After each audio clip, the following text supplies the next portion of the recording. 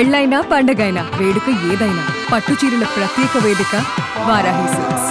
ప్రస్తుతం నేను కనిగి నియోజకవర్గంలో ఉన్నాను అనమాట. కనిగి నియోజకవర్గంలో ఏ గడప గడపకు వెళ్ళినా కానీ ఉగ్ర నరసింహారెడ్డి నామస్వరం వినిపిస్తూనే ఉంటుంది. ఉగ్ర నరసింహారెడ్డి గారు నమస్తే. ఫస్ట్ ఏం చెప్పాలనుకుంటున్నారు కనిగిరి ప్రజలకి? ఇంత పెద్ద విక్టరీ ఇచ్చారు మీకు. బేసిక్ గా కనిగిరి ప్రజలకు ఎప్పుడు నేను రుణపడి ఉంటాను. ముక్కు ఉగ్ర నరసింహారెడ్డి, ఇంటి పేరు ముక్క. అవును. ఈ ఉగ్ర అనేది ఎందుకు పెట్టాలనిపించింది మీ నాన్నగారికి? మా నాయనమ్మ పెట్టింది పేరు. నేను వస్తుంటే దర్శి నుంచి కనిగిరికి రెండు పక్కల ఎక్కడా కూడా కనీసం ఎటువంటి పంట కూడా ఏని భూములు ఖాళీగా మొత్తం బీడుబట్టిన భూములు తప్పితే ఏం కనిపించట్లేదు. ఇప్పటికీ ఆ వలసలు జరుగుతూనే ఉన్నాయా? అభివృద్ధి ఏమైనా ఉందా? అసలు నీరు సదుపాయం ఉందా ఇక్కడ? అసలు ఇటీవల 5 years అపోజిషన్ లో ఉన్నప్పుడు అసలు ఎక్కడున్నారు మన ఓటర్స్ ఏంటని చెప్పి స్టడీ చేస్తే 2,30,000 మందిలో దాదాపు 64,000 నుంచి 70,000 వరకు మైగ్రేట్ ఓటర్స్ ఉన్నారు. 2 లక్షల ఓటర్స్ లో 70,000 మంది బతుకు తెరువుకి రకరకాల ప్రాంతాలలో బతుకుతున్నారు అనమాట. ఏం చేస్తున్నారు ఇప్పటి వరకు వచ్చిన నాయకులు, పార్టీలు? వలసపోయిన 70,000 మంది మళ్ళీ మీ కనిగిరి రావచ్చు అంటారా? ఇప్పుడు నేనున్నాను గుంటూరులో హాస్పిటల్ పెట్టుకున్నాను. ఒక రకంగా చెప్పాలంటే మీరు వలసపోయారు. మేము కాదు, దాదాపు ఇక్కడ ఉన్న ఎమ్మెల్యేస్ లో అందరూ దాదాపు వలసపోయినారు. ఇప్పుడు ప్రజెంట్ చర్చ జరుగుతుంది ఏంటంటే ఈసారి గెలిచిన తర్వాత ఉగ్ర నరసింహారెడ్డి నియోజకవర్గంలో ఎవరికి అందుబాటులో ఉండడు. కేవలం ఆయన వ్యాపారాల మీద పెట్టిన శ్రద్ధ కనిగిరి డెవలప్మెంట్ మీద ఈసారి పెట్టలేకపోయాడు, విఫలమయ్యాడనే మాట గట్టి వినిపిస్తుంది ఈసారి. వాస్తవంగా చెప్పాలంటే నేను ఈ 8 రాజశేఖర రెడ్డి గారు, చంద్రబాబు నాయుడు గారి మధ్య చూసిన డిఫరెన్స్ అంటే ఏం చెప్తారు? ఎస్పెషల్లీ మీరు చంద్రబాబు నాయుడు గారు అనేది ఒక విజనరీ లీడర్. టీడీపీలో ఉన్నారని చెప్పొద్దు, వాస్తవాలు చెప్పండి. ఈరోజు నాకు ఇది కావాలన్నా అంటే కాంట్రాక్ట్ మిలిటరీ ఇది ఇచ్చేరా అంటే అది రాజశేఖర రెడ్డి గారి లైజ్ని. బట్ చంద్రబాబు నాయుడు అంటే రూల్స్, సిస్టము. చాలా ఇంపార్టెంట్ శాఖలన్నీ కూడా డిప్యూటీ సీఎం పవన్ కళ్యాణ్ గారి దగ్గరే ఉన్నాయి. అపాయింట్మెంట్స్ ఇస్తున్నారా? ప్రాబ్లమ్స్ చెప్పుకుంటున్నారా? పనులు అవుతున్నాయా? లింగిల్ ఇంకా అంత కాలేదనేదాన్ని మేము ఆమోదిస్తాం. అంటే ఓపెన్ గా అనుకుంటే కలవలేకపోయారు. కొంత ఇంకా ఇంటిమసీ డెవలప్ కావాలి. మేడం వచ్చేసరికి గ్యాస్ ఉంటుంది. గ్యాస్ స్టాండ్ ఎంబీబీఎస్ అనే పరిచయం మీ ఇద్దరికి? మేడం అసలు అంటే మాది న్యూ సంబంధం. ఎవరు మంచి ఫ్రెండ్స్ రాజకీయ నాయకుల్లో, ముఖ్యంగా అంటే పార్టీలకు అతీతంగా చెప్పండి? దామోదర్ రాజనరసింహ, రేవంత్. మొన్న ఇటీవల కలిసాం, ఒక సందర్భం కలిస్తే ఏమని సంబోధించారు ఇంట్లోకి రాగానే? తను తెలంగాణ రౌడీ అని నేనంటాను, తను ఆంధ్ర రౌడీ అని నన్ను పిలుస్తాను. Hi, hello, welcome to Suman TV. నేను మీ రోషన్. సో ప్రస్తుతం నేను కనిగి నియోజకవర్గంలో ఉన్నాను అనమాట. కనిగి నియోజకవర్గంలో ఏ గడప గడపకు వెళ్ళినా కానీ ఉగ్ర నరసింహారెడ్డి నామస్వరం వినిపిస్తూనే ఉంటుంది. అది పార్టీ ఏదైనా పదవుల కోసం ఆశించిన మనిషి కాదు కాబట్టి ప్రతి ఒక్కరు కూడా ఉగ్ర నరసింహారెడ్డి అంటే మా ఇంటి మనిషి, మా ఇంట్లో అన్న, మా తమ్ముడు, మా కొడుకులాగా ఫీల్ అయ్యే జనం ఎంతో మంది ఉన్నారు. సో అలాంటి ఉగ్ర నరసింహారెడ్డి గారిని కెమెరా ముందుకి ఇంతవరకు ఎవరు తీసుకురాలేదు. చాలా ఇయర్స్ తర్వాత సుమన్ టీవీతో మాట్లాడటానికి ఆయన ఒప్పుకున్నారు. ఇంకెందుకు ఆలస్యం, మాట్లాడద్దాం ఉగ్ర నరసింహారెడ్డి గారితో. సో ఉగ్ర నరసింహారెడ్డి గారు నమస్తే. సో పేరులో ఉన్న ఉగ్రం మనిషిలో ఉండదు, అందుకనే కనిగిరి ప్రజలు వాళ్ళ గుండెల్లో పెట్టుకొని మిమ్మల్ని ఒక అన్నలా, తమ్ముళ్ళ, కొడుకులా భావిస్తున్నారు. ఫస్ట్ ఏం చెప్పాలనుకుంటున్నారు కనిగిరి ప్రజలకి? ఇంత పెద్ద విక్టరీ ఇచ్చారు మీకు చాలా ఇయర్స్ తర్వాత. అది బేసిక్ గా కనిగిరి ప్రజలకు ఎప్పుడు నేను రుణపడి ఉంటాను. ఎందుకంటే అతి సామాన్య కుటుంబం నుంచి వచ్చిన నన్ను 2 సార్లు ఎమ్మెల్యేగా వాళ్ళు గెలిపించటం అనేది నా పూర్వజన్మ సుకృతం. అదేవిధంగా ఈ ప్రాంతాన్ని డెవలప్ చేయాలనేది ఒక మెయిన్ కాన్సెప్ట్ నాకు. అది తప్ప ఏదో ఎమ్మెల్యే కావాలనే కోరిక కన్నా కూడా ఎక్కువగా ఈ వెనకబడ్డ ప్రాంతాన్ని ఏదో విధంగా డెవలప్ చేయాలని ఒక ఆచరణతో ఉన్నాం. 2009లో నుంచి 14 వరకు సంతృప్తిగా పనిచేయటం జరిగింది. అదేవిధంగా ఇప్పుడు వచ్చిన ఈ 8 నెలల్లో కూడా మా చేతనైన విధంగా కనిగిరి ప్రజల సేవకే నా జీవితం అంకితం చేశానని తెలియజేస్తాను. ఓకే. సో ముక్కు ఉగ్ర నరసింహారెడ్డి, ఇంటి పేరు ముక్క. అవునండి. ఈ ఉగ్ర అనేది ఎందుకు పెట్టాలనిపించింది మీ నాన్నగారికి? మా నాయనమ్మ పెట్టింది పేరు. ఆ. ఇంట్లో మేము నరసింహస్వామి ఎలువెల్పు మా దేవుడు. ఆ. సో మా తాతగారి పేరు నరసిరెడ్డి, మా నాన్నగారి పేరు నరసారెడ్డి, మా మూడో బాబాయ్ పేరు బాల నరసారెడ్డి, 4 వెంకట నరసింహారెడ్డి, మా అన్నగారి పేరు నరసింహారెడ్డి. ఇట్లా ఉన్నప్పుడు ఈ క్లాసిఫికేషన్ లో కొద్దిగా చిన్నప్పటి నుంచి కొద్దిగా గొడవ చేస్తుంటామని మా నాయనమ్మ ఉగ్ర నరసింహుడు అని అప్పుడు పేరు పెట్టింది. సో అది ఉగ్ర నరసింహారెడ్డి లాగా. సో చాలా తక్కువ మందికి తెలుసు మనిషి ఎలా ఉంటాడు అనేది. కానీ ఉగ్ర నరసింహారెడ్డి అనే ఒక పేరు అయితే 2 తెలుగు రాష్ట్రాల్లో ఒక బ్రాండ్ అని చెప్పుకోవచ్చు. అరే ఉగ్ర నరసింహారెడ్డి అంటే మనిషి ఎలా ఉంటారు, 6 అడుగుల ఆజానుభావుడు, కండలు తిరిగిన మనిషి ఏమో, అమ్మో అట్లా ఉంటారు కాబట్టి ఆయన అంటే అట్లా ఊహించుకుంటారు జనం. చూడండి ఎంత సింపుల్ గా ఉన్నాడు ఆయన. బేసిక్ గా ఏముందంటే ఈ సినిమాల్లో ఈ పేరు టైటిల్ కూడా ఉంది కాబట్టి కొద్దిగా ఎక్కువ ఫోకస్ అయింది. ప్లస్ ఉగ్ర నరసింహుడు అంటే అదొక నేమ్, అంటే ఆ దేవుడు ఉగ్ర రూపం అనేటప్పుడు భయం కాబట్టి ఆ పేరు చెప్పగానే పెద్ద 7 అడుగులు ఉండి ఇంత పెద్ద మీసాలు ఆజానుభావుడేమో అనుకుంటాడు. తీరా మన విగ్రహం చూసిన తర్వాత ఎత్తినా అని చెప్పి. కానీ ఉగ్ర నరసింహారెడ్డి గారు అంటే కనిగిరి అంటేనే వలస ప్రాంతం అనే పేరు అప్పటి నుంచి ఇప్పటికి వినపడుతూనే ఉంది. కనిగిరిలో మనం బతకలేవురా బాబు, ఈ ప్రాంతంలో ఎందుకు పుట్టాము, ఈ ప్రాంతంలో పుట్టకుండా ఉంటే బాగుండేది కదా, ఇంకో జన్మంటూ ఉంటే కనిగిరిలో పుట్టకూడదు అనుకునే రోజులు చూసాము. ఓకే పర్వాలేదు, డెవలప్మెంట్ అవుతుంది, తరాలు మారేకుంది, నాయకులు మారేకుంది, కొంత అభివృద్ధి తీసుకొస్తున్నారనే మాట విన్నాము. కానీ నేను వస్తుంటే దర్శి నుంచి కనిగిరికి 2 పక్కల ఎక్కడా కూడా కనీసం ఎటువంటి పంట కూడా ఏని భూములు ఖాళీగా మొత్తం బీడు పట్టిన భూములు తప్పితే ఏం కనిపించట్లేదు. ఇప్పటికీ ఆ వలసలు జరుగుతూనే ఉన్నాయా, అభివృద్ధి ఏమైనా ఉందా, అసలు నీరు సదుపాయం ఉందా ఇక్కడ అసలుకి? అసలు ఈ రోజు వలసలు అనేది అంటే ఫస్ట్ కనిగిరి ప్రాంతం నుంచి ఉన్నాయి. ఇవి దాదాపు నిన్న ఎలక్షన్స్ అప్పుడు, అంతకుముందు 2009-14 అన్నప్పుడు మనకు కొంత టైం తక్కువ ఉండడం చేత అసెస్ చేయలేకపోయాం అప్పుడు. కానీ తర్వాత ఎమ్మెల్యే ఇటీవల 5 years అపోజిషన్ లో ఉన్నప్పుడు అసలు ఎక్కడున్నారు మన ఓటర్స్ ఏంటి అని చెప్పి స్టడీ చేస్తే 2,30,30,000 మందిలో దాదాపు 64,000 నుంచి 70,000 వరకు మైగ్రేట్ ఓటర్స్ ఉన్నారు. అది వేరు, ఇంకా పాపులేషన్ డిఫరెంట్, ఓటర్స్ అని చెప్పారు. దాదాపు 64 నుంచి 70,000 మంది అవుట్ సైడ్ ఉన్నారు. దాదాపు ఎలక్షన్ టైంలో మాకు ఢిల్లీ వెళ్ళాలి, బాంబే వెళ్ళాలి, అక్కడి నుంచి పూనా వెళ్ళాలి, పూనా తర్వాత షిరిడి ఏరియాలో ఉన్నారు, దాని తర్వాత వైజాగ్, అనకాపల్లి, విజయనగరం, రాజమండ్రి, విజయవాడ, గుంటూరు, నెల్లూరు, ఇటు చెన్నై, మళ్ళీ ఇటు బెంగళూరు రావాలి. ఇన్ని ప్రాంతాలు తిరగాలి మా ఓటర్స్. మేము మైగ్రేట్ ఓటర్స్ బతుకు తెరువు వాళ్ళ బతుకు తెరువుకి వెళ్ళారు. వాళ్ళ ప్రసన్నం చేసుకోవడానికి మేము ఆ ప్రాంతాలు కూడా ఎలక్షన్ ముందు తిరగాల్సిన పరిస్థితి. అంత మైగ్రేషన్ ఉందంటే ఇప్పుడు మీరు చూసిన ప్రాంతాలు చూస్తే చూడండి ఒక్కసారి, ఆ బీడు భూములన్నీ కూడా మనం చూస్తే ఇక్కడ బతుకు తెరువు లేదు కాబట్టి అన్ని లెవెల్స్ లో ఉన్నారు. చిన్న బాత్రూమ్ తోటి వర్కర్ దగ్గర నుంచి వార్డ్ బాయ్ దగ్గర, హోటల్ ఓనరు, హోటల్ లీజు తీసుకోవటం, లారీలు పెట్టుకోవడం, లేదా ఫైనాన్స్ వేయటము, లేకపోతే బిల్డర్ గా, లేదా టాపీ మేస్త్రిగా, ముఠా మేస్త్రిగా, ఇట్లా అన్ని ఫీల్డ్ లో మా వాళ్ళు ఉంటారు. 2 లక్షల ఓటర్స్ లో 70,000 మంది బతుకు తెరువుకి రకరకాల ప్రాంతాలలో బతుకుతున్నారు అనమాట. ఏం చేస్తున్నారు ఇప్పుడు వరకు వచ్చిన నాయకులు, పార్టీలు?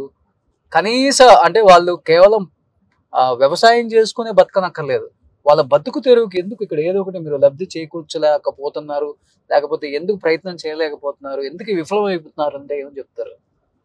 99లో వెలుగొండ ప్రాజెక్టు మీద ప్రజలు ఆశ పెట్టుకుని ఆ రోజు చంద్రబాబు నాయుడు గారు ప్రారంభించడం జరిగింది. ఆ తర్వాత 2004లో కాంగ్రెస్ ప్రభుత్వం కొంత వెలుగొండ భూమి పూజ చేయడం జరిగింది. తర్వాత నుంచి ఆ ప్రాజెక్ట్ అలానే నెట్టు వేసుకుంటూ వెళ్ళి ఇంతవరకు ఆ ప్రాజెక్ట్ కంప్లీట్ కాలేదు. ఆ వెలుగొండ ప్రాజెక్ట్ కంప్లీట్ అయితే ఈ ప్రాంతంలో వాటర్ వస్తే ఈ ల్యాండ్ మంచి ఫర్టైల్ ల్యాండ్స్. సో అట్లానే ఫ్లాట్ ఏరియా ఉంటుంది, మీకు మిగతా చోట హిల్ ఏరియాస్ ఉంటాయి. మా దగ్గర ఫ్లాట్గా ఉంటాయి. ఈ వాటర్ వస్తే ప్రతి రైతు హ్యాపీగా ఉంటారు. కానీ ఎన్నో ప్రయత్నాలు చేసాం, మేము శాసనసభ్యులుగా ఉన్నప్పుడు ప్రయత్నం చేసాము. కానీ ఈ ప్రాంతాలకు ఏం పెట్టగలమనే ఒక ఆలోచనతో చూసినప్పుడు మాకేం కనపడలా. ఇటీవల మా లోకేష్ బాబు గారు కానీ, అదేవిధంగా చంద్రబాబు నాయుడు గారి సహకారం, ప్లస్ మా కొట్టిపాటి రవికుమార్ నా మిత్రుడు, ఈరోజు పవర్ మినిస్టర్, వారు ఏం చేశారంటే రిలయన్స్ ఇప్పుడు గ్రీన్ రెవల్యూషన్ జరుగుతుంది పవర్ ఎనర్జీ మీద. సో దాంట్లో భాగంగా ఇటీవల మంత్రి అయిన తర్వాత మా ప్రాంతం సందర్శించడానికి మీలాగా వచ్చినప్పుడు, ఈ ప్రాంతం ఇంత వేస్ట్ ల్యాండ్ ఉంది, why can't be introduce Reliance biogas unit first Kanigiri ప్రాంతంలోనే సజెస్ట్ చేసి వారు ఇక్కడ పెట్టడం జరిగింది. ఆల్రెడీ ఈ ఏరియా అసెస్ చేసుకోవటం కూడా జరిగింది. రిలయన్స్ వారు ఫస్ట్ ప్రాజెక్ట్ ఇక్కడ పెట్టాలని నిర్ణయించుకున్నారు. ఈ ఫైల్స్ కూడా అడ్వాన్స్ పొజిషన్ కూడా మా కలెక్టర్ గారు అంతా ల్యాండ్ ఇవ్వటం జరిగింది. CCL లో ఫైల్ ఉంది. ఒక నెల రోజుల్లోనే ఇక్కడ కంపెనీ స్టార్ట్ చేయబోతాం. ఈ ప్రాంత రైతులకు ఏంటంటే తక్కువ నీళ్లతో పండే గడ్డిని ఇక్కడ పెంచి దాని ద్వారా పవర్ జనరేషన్ కానీ ఈ బయోడీజిల్ ప్రొడక్షన్ కానీ చేసే ఆలోచనతో రాష్ట్ర ప్రభుత్వం ఉంది. సో దానివల్ల ఏమవుతుందంటే రైతుకి ఎకరాకు 30,000 ఇచ్చి కౌలు ఇచ్చే ఆలోచనతో రాష్ట్ర ప్రభుత్వం ఉంది. కాబట్టి తప్పకుండా వీళ్ళ జీవితాల్లో వెలుగు వస్తుందని మాకు ఆశ ఉంది. దానికి అనుకూలంగానే ఈ పని చేస్తున్నాం. అదేవిధంగా గ్రీన్కో కంపెనీతో కూడా మిత్తనాలు వాళ్ళు తయారు చేసే పరిస్థితిని కూడా ఇక్కడ చేసి ఏర్పాటు చేస్తున్నాం. రాబో సంవత్సరంలో ఈ ప్రాంతంలో పచ్చగా నెక్స్ట్ మీరు వచ్చినప్పుడు అన్ని పొలాల్లో పంట వలసపోయిన 70,000 మంది మళ్ళీ మీ కనిగిరి రావచ్చు అంటారా? వలసపోయిన వాళ్ళు రాలేరు, ఎందుకంటే ఇక్కడ వచ్చే ఉపాధి కన్నా వాళ్ళు బయట బ్రహ్మాండంగా బతుకుతున్నారు. ఇప్పుడు నేనున్నాను, గుంటూరులో హాస్పిటల్ పెట్టుకున్నాను. సో అక్కడ హాస్పిటల్ మీరు వలసపోయారు, మేము కాదు, దాదాపు ఇక్కడ ఉన్న MLAs లో అందరూ దాదాపు వలసపోయిన వాళ్ళు.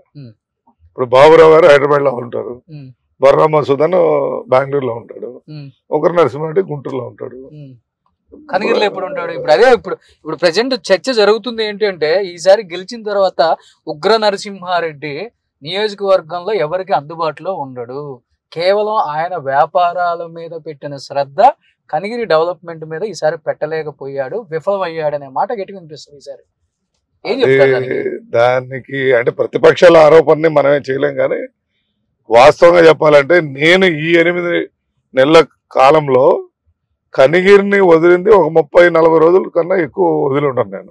అదే అసెంబ్లీ వల్లనో లేకపోతే పార్టీ ఆదేశాల ప్రకారం నేను ఇంతవరకు ఏ టూరిజం స్పాట్కి కానీ ఎక్కడ కానీ వెళ్ళే పరిస్థితి లేదు. ఏదో పిల్లల బర్త్డే ఉంటే 1 or 2 days బయటకు వెళ్ళడం తప్పించి దాదాపు ఉన్న పరిస్థితి more than 6 months I mean the constituency. దానికి ఎవిడెన్స్ ఏంటంటే ఈ రోజు మేము చేసిన డెవలప్మెంట్ యాక్టివిటీస్ కానీ డైలీ పేపర్ కటింగ్ చూస్తే ఉగ్ర నరసింహారెడ్డి ఎక్కడ ఉన్నా తెలుస్తుంది. అది ప్రతిపక్షాలు ఆరోపిస్తుంటారు, ఇవన్నీ వాళ్ళు గుంటూరులో ఉంటారని. నాకు ఎక్కువ ఇష్టం నా ప్రాంతం డెవలప్ చేయాలని. ఈ రోజు కూడా ఇప్పుడు మీ ముందు వచ్చే ముందు కూడా ముఖ్యమంత్రి గారిని కలిసి కందుకూరు నుంచి ఇప్పుడు తిరిగి అలా కనిగిరి రావడం జరిగింది. అది మా ఇంట్రెస్ట్. ఆ సీఎం గారు కందుకూరులో ఉన్నా మేము ఇక్కడ రావడం జరిగింది. అసలు సోర్స్ ఆఫ్ ఇన్కమ్ ఏంటండి కనిగిరి నియోజకవర్గానికి ప్రజలకి? 40,000 మంది 50,000 మంది అంటే ఇక్కడ మెట్ట పంటలు అంటే కంది, మొక్కజొన్న, అంటే వర్షం తక్కువతో నీటి తక్కువతో పండే పంటలు వేసుకుంటారు. అవి అదృష్టం అంతే, పండితే పండకపోతే పండవు. అటువంటి పరిస్థితులు ఉంటాయి కాబట్టి వీరందరూ కూడా వలస వెళ్ళడానికి కారణం. ఈ సోకాళ్ళు కూడా ఇక్కడ ఉండే వాళ్ళు కూడా ఎక్కువ వృద్ధాప్యంలో తల్లిదండ్రులు అక్కడ తీసుకెళ్లి ఉండలేక ఈ విలేజ్ కల్చర్కి అలవాటు పడి అక్కడ ఉండకుండా ఊర్లలో ఉంచారు తప్ప, ఇటు బెంగళూరులో వెళ్తే పీజీ హాస్టల్స్ అన్ని మా కనిగిరి వాళ్ళే పెట్టుకొని ఉంటారు. చెన్నైలో పీజీ హాస్టల్స్ ఉంటారు. ఆల్ ఇంజనీరింగ్ కాలేజీలో అటెండర్స్ కనిగిరి వాళ్ళే ఉంటారు.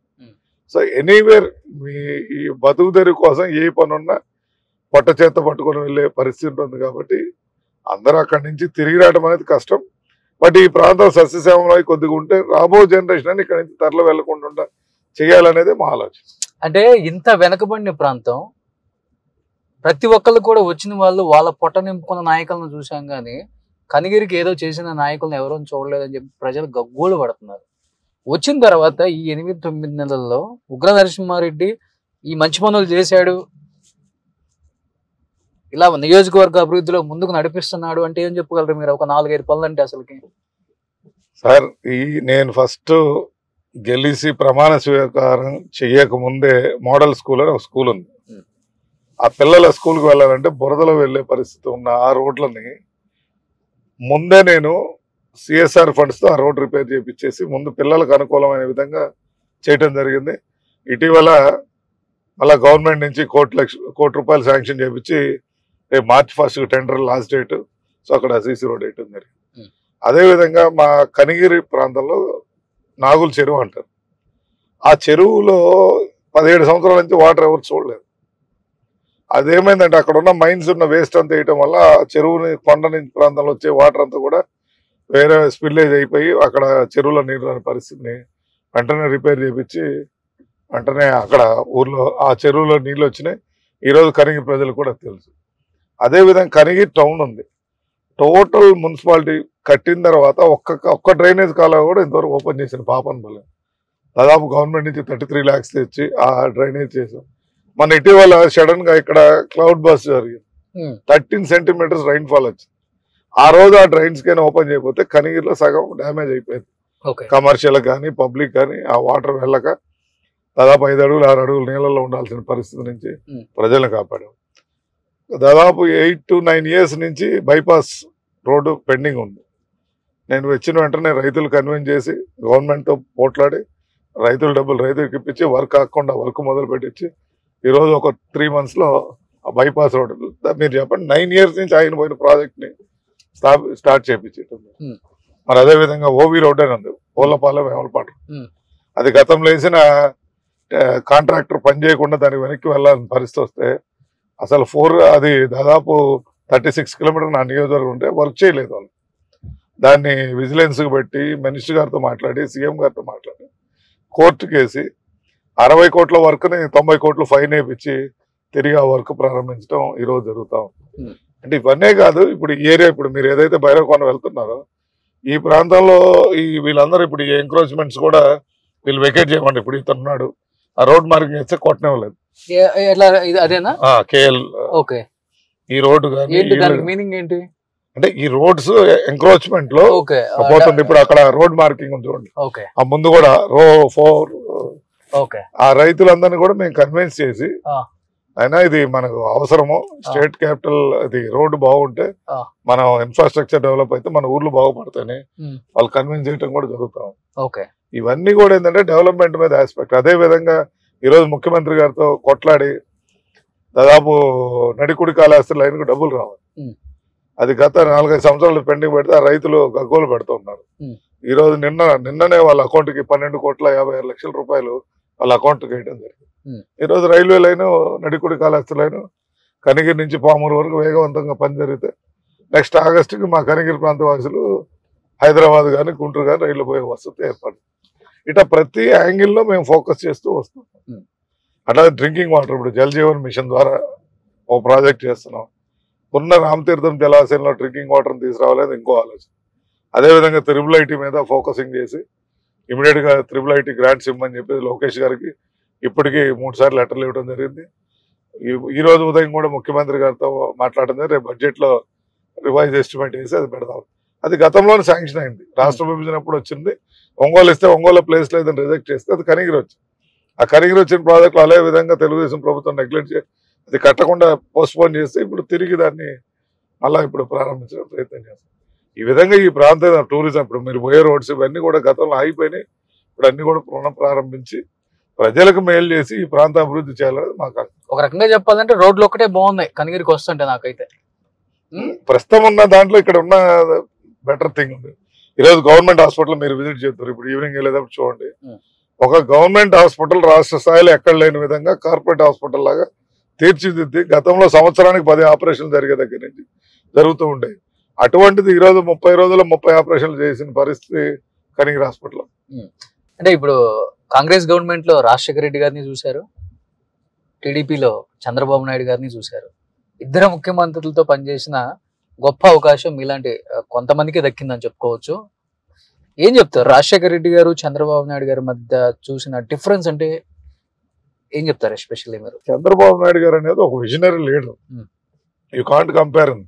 తన నేచర్ వేరు, తిన్ నేచర్ వేరు. టీడీపీలో ఉన్నారని చెప్పొద్దు, వాస్తవాలు చెప్పండి. నేను టీడీపీలో ఉన్నారా దాంట్లో ఉన్నారని చెప్పండి.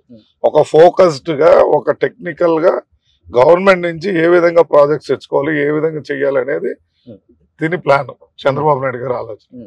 అది రాజశేఖర రెడ్డి గారు జనరస్ గా ఉంటారు. Hmm.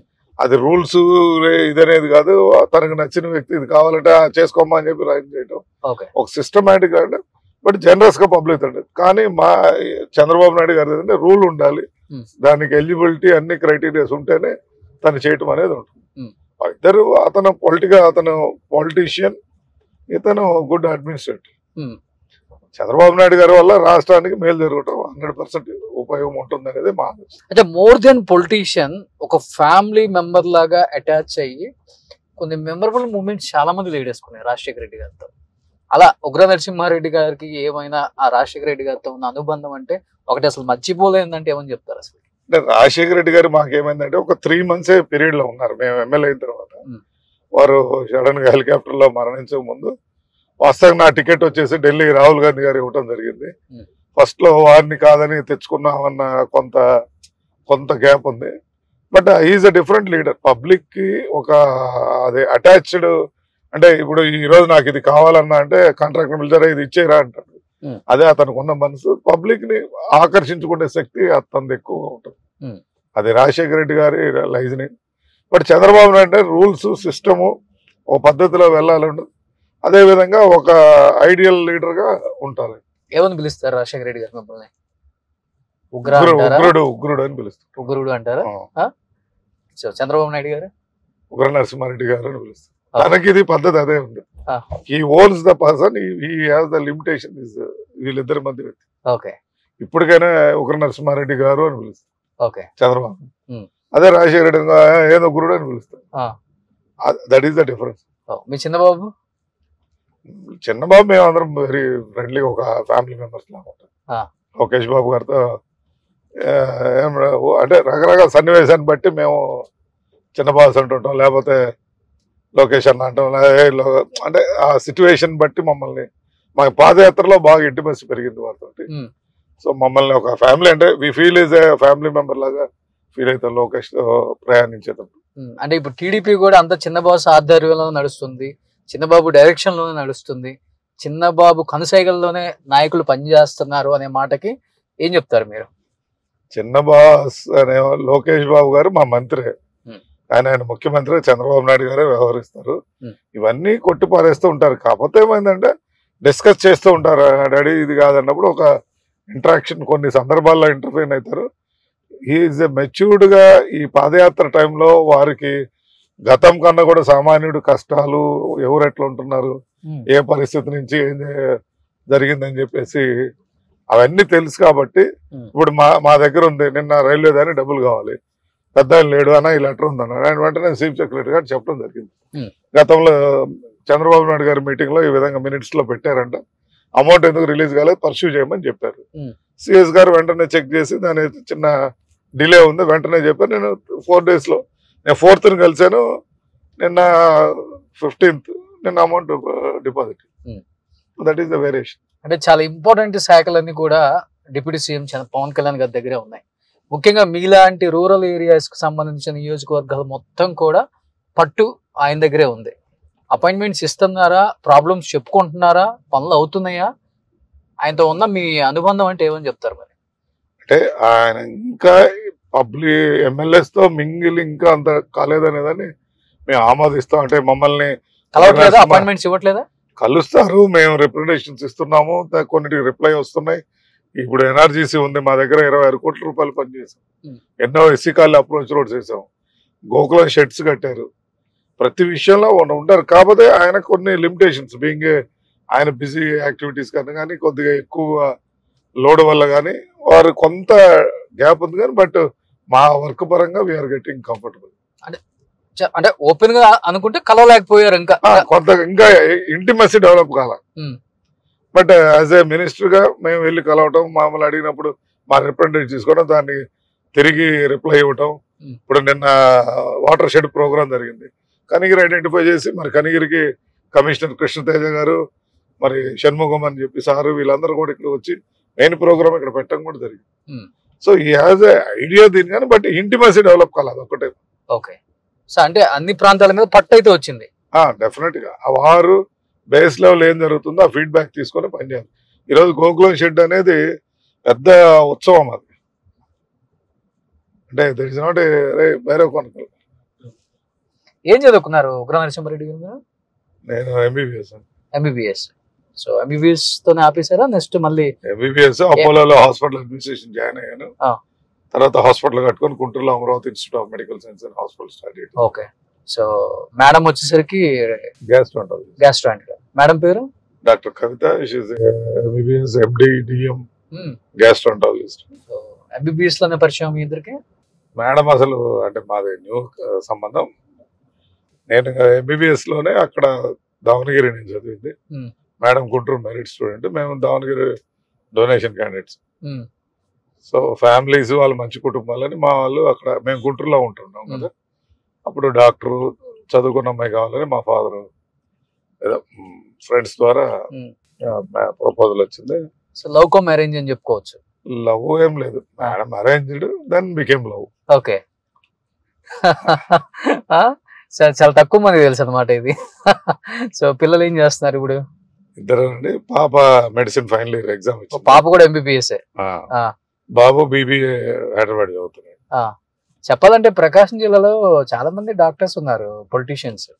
బుచ్చిపల్లి శివప్రసాద్ రెడ్డి ఎంబీబీఎస్, మరి గుట్టుపాటి లక్ష్మి, తర్వాత ఉగ్ర నరసింహారెడ్డి గారు ఎంబీబీఎస్ అని చాలా తక్కువ మంది తెలుసు. ఎంబీబీఎస్ చదివి రన్నింగ్ హాస్పిటల్ సిన్స్ 22 years. ఆయన హాస్పిటల్ ఉందేమో డాక్టర్ అని చాలా మంది తక్కువ. ఎప్పుడైనా అసలు సెటస్కోప్ పెట్టి లేకపోతే ఇంజక్షన్ ఇవ్వడం ఎప్పుడు చేశారండి? చేయలేదు. ఏంటి అడ్మినిస్ట్రేషన్ చూస్తూ ఉంటాను. స్టార్టింగ్ లో నేను అడిగేది. స్టార్టింగ్ లో కూడా ఫస్ట్ నుంచి నేను అడ్మినిస్ట్రేషన్ వింగ్ లోనే ఉండేవాడిని. ఎప్పుడు ట్రీట్మెంట్ చేయాలి. ఒక కోవిడ్ టైంలోనే కొద్దిగా పనిచేశాను. మేడం కి సపోర్ట్ గా. అప్పుడు డాక్టర్స్ అందరూ పానిక్ అయ్యి ఎస్కేప్ అయ్యారు కదా. ఆ టైంలో ఏం చేసామంటే మనం తనకు సపోర్టివ్ గా ఈ కౌన్సిలింగ్ పాటు అడ్మినిస్ట్రేషన్ అంటే అక్కడ కొద్దిగా పేషెంట్లకి కాన్ఫిడెన్స్ లెవెల్ పెంచడానికి కౌన్సిలింగ్ వెళ్తుండేవాడిని. ఆ చదువుకున్న ఎంబీబీఎస్ అప్పుడే వాడడం, తర్వాత ఇప్పుడు వాడు. సో ఎన్ని bedded hospital? Amaravati 100 bedded hospital. 100 bedded since 22 years we are running. Okay. So madam కూడా ఫేమస్ గ్యాస్ట్రాంటాలజిస్ట్. అండ్ అదర్ మా దగ్గర డాక్టర్ వేమూరి రామ్ తారక్ నాథ్ అని న్యూరాలజిస్ట్ ఫేమస్, ఏషియాలోనే బెస్ట్ డాక్టర్. ఓకే. అట్లానే మా గుంటూరు ప్రొఫెసర్ గారు డాక్టర్ వైవేశ్వరరావు గారు general medicine. Okay. Doctor Phanibhushan psychiatrist. Indraprasad అని అమర్నాథ్ గారు ముందు ఉండేవాళ్ళు.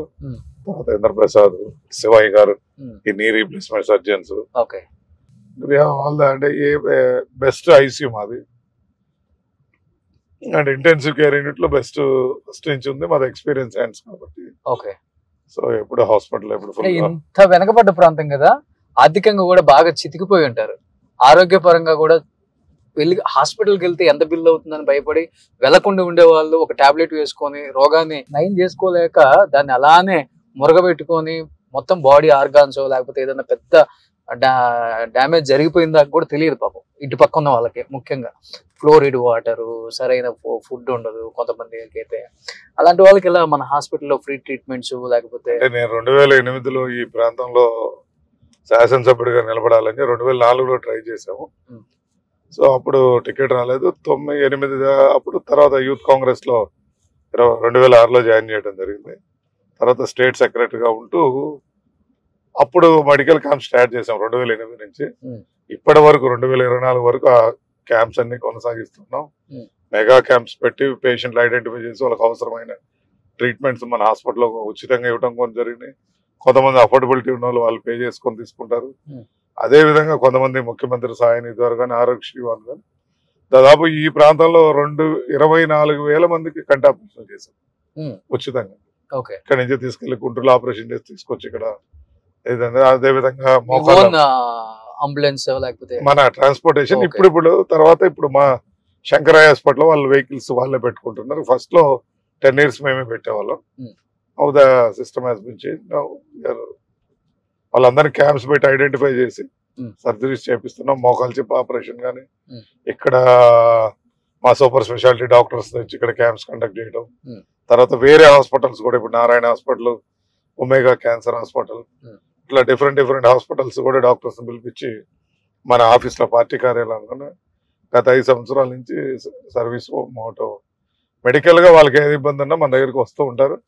ఎవరైనా పొరపాటు తెలియపోయిన వచ్చినా మనకు డైరెక్షన్ ఇప్పించి అక్కడ ఉండాలని సాయం చేస్తాం. సో పుట్టి పెరిగిన ప్రాంతం అంతా కూడా మీరు కనిగిరే కనిగిరి మొత్తం? సో ఇక్కడే కనిగిరి పుట్టాము, 6th వరకు ఇక్కడ అంతే. 7th నుంచి మళ్ళీ ఒంగోలు, తర్వాత 10th class intermediate first year Guntur, then after that Davanagere MBBS. Okay. అక్కడ కొద్దిగా 1 సంవత్సరం 2 సంవత్సరాలు అదనంగా చదవాల్సి వచ్చింది. సో అంటే మీరు ఇప్పుడు MBBS చదివారు, హాస్పిటల్ ఉంది, బిజినెస్లు ఉన్నాయి. కనిగిరి లాంటి ఒక నియోజకవర్గం కాకుండా మీరు చూస్ చేసుకోవడానికి డబ్బు ఉంది, వేరే నియోజకవర్గాలు కూడా ఉండుంటాయి. ఎందుకు వై ఎస్పెషల్లీ కనిగిరి అంటే రుణం తీర్చుకోవాలి, పుట్టిన ఊరిది, ఏదో విధంగా నేను పుట్టిన ప్రాంతం కాబట్టి నాకు తెలుసు ఇక్కడ పరిస్థితులు అనే దాని మీద ఇక్కడ కాలు మోపారా, లేకపోతే? నా ఫస్ట్ నుంచి ఈ ప్రాంతంలో కనిగిరి ప్రాంతం అంటే ఇష్టం అండి. సో ఈ ప్రాంతాన్ని ఏదో విధంగా డెవలప్ చేయాలి. చిన్నప్పుడు మనం ఈ సినిమా ఇంపాక్ట్ ఎక్కువ, వందే మాతరం కానీ, ప్రతిఘటన కానీ, రేపటి పౌరులు, అర్ధరాత్రి ఎక్కువ చూస్తుంటారా? అంటే ఆ టైప్ ఆఫ్ మూవీస్ ఎక్కువగా మనల్ని కొద్దిగా ఇంప్రెస్ చేసింది. ప్లస్ అదే విధంగా మా బాబాయ్ గారు ముక్కాస్ రెడ్డి గారు ఎమ్మెల్యేగా ఉండేవారు. ఈ 2 టాలీ చేస్తే సో మన ఎమ్మెల్యే అయితేనే ఏదైనా చేయగలం అనే ఒక ఆలోచన 7th క్లాస్ లో నాకు ఎమ్మెల్యే కావాలని ఒక ఆలోచన 7th లోనే వచ్చింది. ఓకే. సో అప్పటి నుంచి డాక్టర్ అయితే ఈజీగా వచ్చని కూడా అంటేనే డాక్టర్ చదివాము, ఎమ్మెల్యే కోసమే డాక్టర్ చదివింది. సో ఇప్పుడు కూడా మా ఆలోచన ఒకటి ఏంటంటే ఈ ప్రాంతం ఎట్లా డెవలప్ చేయాలి. కనిగిరి బ్రహ్మం గారు ఎప్పుడో చెప్పారు కనిగిరి కనకపట్నం అవుతుంది అని చెప్పిన దాన్ని అది మనమే సాధించి పెట్టాలని, మన టైంలో అవుతుందేమో అని ఆశ నాకు. భగవంతుడు సహకరిస్తే కనిగిరిని కనకపట్నంగా చేయాలనేది రేపు వచ్చే ఈ రిలయన్స్ కంపెనీస్ ద్వారా కానీ, గ్రీన్ కోవల్ కానీ, లేకపోతే ఈ తద్వారా డెవలప్ అయితే ఈ ప్రాంతంలో ఇప్పుడు పడుతున్న ఇన్ఫ్రాస్ట్రక్చర్, రోడ్ స్ట్రక్చర్ వల్ల కానీ అభివృద్ధి చెందుద్దని ఆశిస్తుంది. డాక్టర్ చదివితే ఎమ్మెల్యే అవటం ఈజీ, సులువు. ఎందుకంటే దగ్గుబాటి వెంకటేశ్వర గారు డాక్టర్, కోడల్సి ప్రసాద్ గారు డాక్టర్, డాక్టర్ గరటాయ్ గారు డాక్టర్, రాజశేఖర రెడ్డి గారు డాక్టర్, రాజశేఖర రెడ్డి గారు, డిఎల్ రవీంద్రారెడ్డి గారు డాక్టర్, మైసూరారెడ్డి డాక్టర్. సో వీళ్ళందరూ ఐకాన్స్ మనకు కనపడుతున్నారు కాబట్టి so this the best way we can do అనేది ఒక ఆలోచన. అప్పుడే సూపర్విజన్ అండి అసలుకి. చేసాం. ఎవరు మంచి ఫ్రెండ్స్ రాజకీయ నాయకుల్లో, ముఖ్యంగా అంటే పార్టీలకు అతీతంగా చెప్పండి? పార్టీలకు అతీతంగా అంటే గొట్టిపాటి రవికుమార్, మనం మొదటి నుంచి మేము కాలేజీ నుంచి వాడు దావణగిరిలో మినిస్టర్ గారు ఇంజనీరింగ్ స్టూడెంట్ ఉన్నాం, నేను మెడికల్ స్టూడెంట్. ఓకే. అక్కడి నుంచి పరిచయం, అది అట్లా లైఫ్ అట్లా కొనసాగుతుంది. 30 years ఫ్రెండ్షిప్ మీద.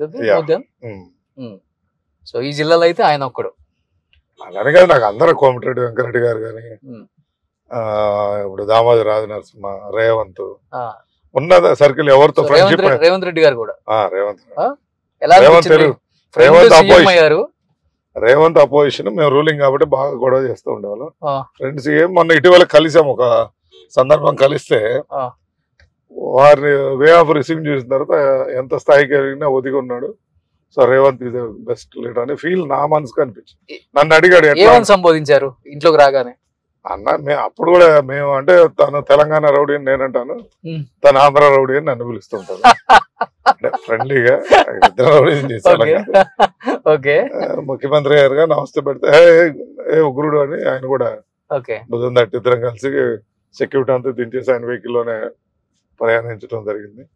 అక్కడ బిషప్ గారు చనిపోతే అక్కడికి వెళ్ళి నివాళులు అర్పించి మళ్ళీ వారితో ఆయన ఫుట్బాల్ కోర్టు తీసుకెళ్లి సో ఈ స్పెండ్ 4 hours టైం. ముఖ్యమంత్రి అంత సమయం మాకు వెచ్చించిన నేను he did not change being also CM అని చాలా హ్యాపీ ఫీల్. ఓకే. సో ఎప్పుడు ఎలా ఉన్నారు అలానే ఉన్నారు, అప్పుడు ఎలా ఉన్నారు? నాకైతే I felt like that one. ఇద్దరం ఒక ఫ్రెండ్స్ లానే మాట్లాడు. సూపర్.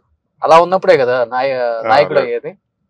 డెఫినెట్ గా నేను అడిగారు కూడా ఆయన, అరే నేను ఇట్లా ఉంటున్నాను సింపుల్ గా, కొంతమంది తెలంగాణలో ఇష్టపడటం లేదంటే, లేదన్నా మన స్టైల్లోనే మనం ఉండాలి, ఇంకోటి ఫాలో అవ్వకూడదు ఆయన అడ్వైజ్ కూడా ఉంటుంది.